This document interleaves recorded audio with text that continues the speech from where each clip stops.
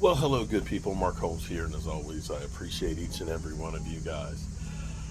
Here with Joe Boo's day job, and I've just gotten back a few hours ago here at the Ripper House, and I'm really, really excited. This place has truly become a part of me, and it was so nice because when I first got back home, a lady pulled up here and she said, I want to say that I love the flowers that you have here at the house. She said, it looks so pretty. She said, I enjoyed just riding by and seeing how much this place has changed. Well, it's been kind of hard, I'll be honest with you, because it has been so dry. We've got these nice flowers out here, and if you don't water them every day, they literally will droop over. Fortunately, they come back. And, unfortunately, it's just been terribly dry.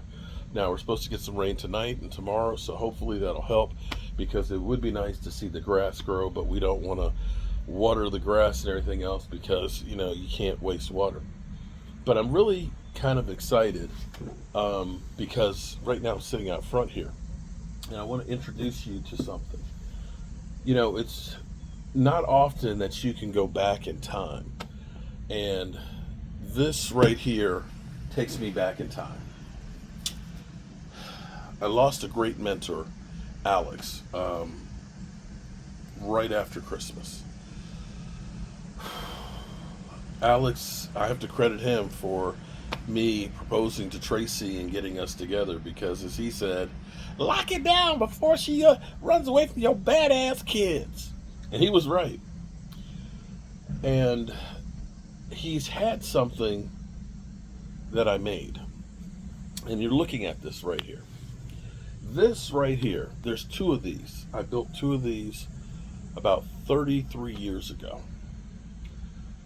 And I built them for my kids. If you actually have seen me at my mother's house during Christmas time or have seen her canning, you'll see her using an oak table that has white tile on it. I built that table when I built these benches right here because I had this one back against the wall behind the table for the kids. In fact, I even built a small one for the kids because they were little. And I had this one I had by the front door. It's made out of oak. All of it's solid with the exception of the side right here is actually plywood. This is before I really got into woodworking and really knew what I was doing. But it is solid raised panels, the old piano hinge, and it opened up so that way they could keep their hats and gloves and stuff in there. And when I moved, I didn't have space for this. And so my friend Alex said, man, I'll take that thing.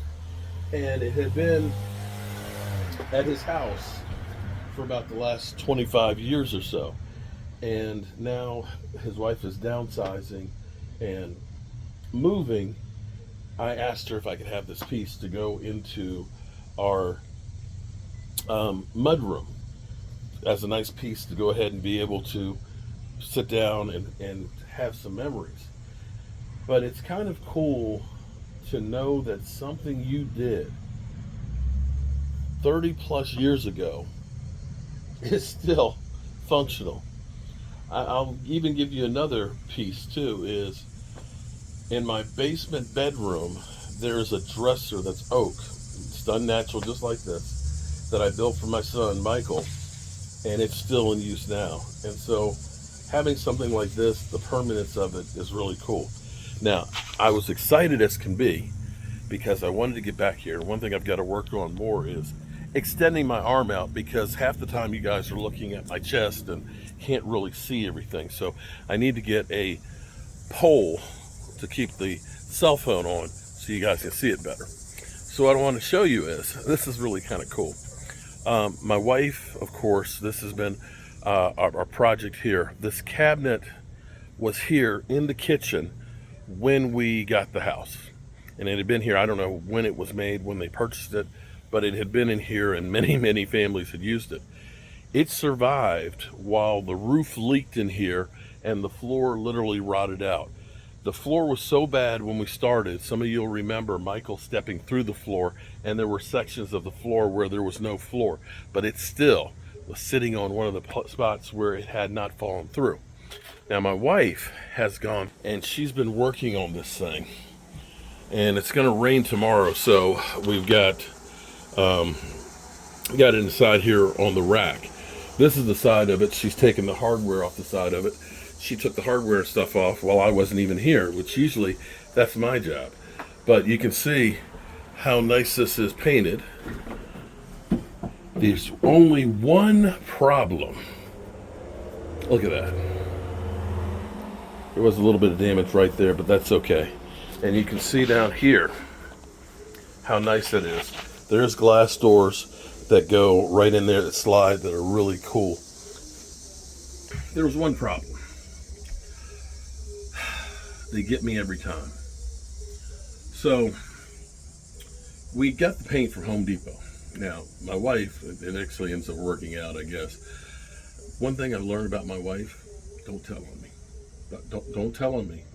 It's a secret. Every time my wife picks a paint color and we go back and paint, it's never the right color. She always hates the color, and then it's like we're going back and getting other color. So when we went through, I got a quart of paint. I was like, oh, it's just this one cabinet. I said, a quart should be enough for this, right? Here's the thing. I like using the Home Depot marquee paint, okay? This is exterior. It's not cheap. Now, what I will tell you, a secret here to help save some money is, what you want to do is you want to start a Pro Rewards account with it, because you'll get 10% off on the paint. Doesn't sound like a lot, but when it's $69 for a gallon, $6.99, and if you end up, buying 10 gallons of paint in a year, that adds up. Or if you're like me and you buy a lot of paint, it really adds up. And then after you spend like $2,000 in paint, you get 15% off. And then after you spend $4,000, you get 20% off. So it does add up. So a gallon of that marquee exterior paint is like $69. Now the good thing is I do get $14 off with my discount, which is great. I got a quart. Now here, does this make sense to you? A gallon is $69, but a quart is $36.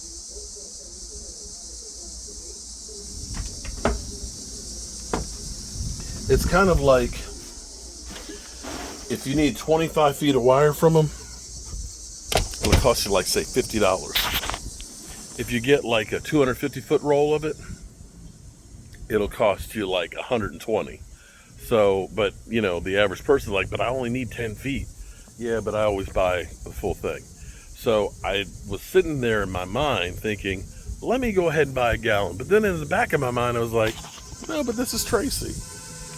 Tracy will probably not like the color. So at least I only paid for a quart. So we got the color that she wants because it wasn't enough to paint all of the doors. So she's going to be repainting all that tomorrow. But I think it looks really cool. So there you have it. The thing I love is this. And as I'm doing this on the red brick house, permanence is something that's key to me. So having that bench and being able to set it over here in the house and thinking about was early work that I did 35 years ago. God, wow, what was I like 30 years ago? This cabinet, who knows exactly when it was bought and made, being here and having a home. That sink that came from a house in Manassas house was built in 1890. I don't know when they put the sink and the indoor plumbing in. When I think about the bricks that I got from my friend Alex from his house that was built in 1839, when I think about all these handmade bricks that were made back here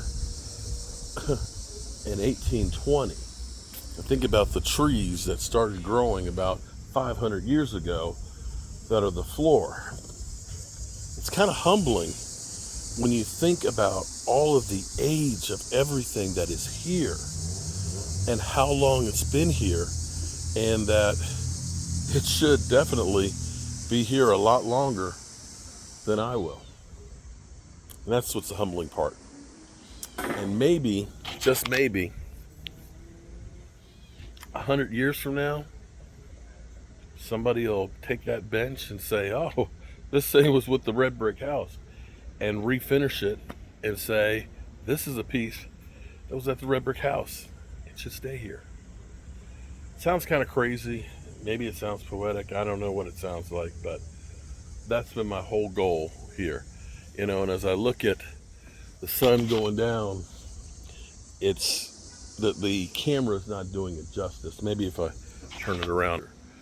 But seeing the colors every day of the sun setting out here, that sun has been setting out there every single day of this house's life for over 200 years.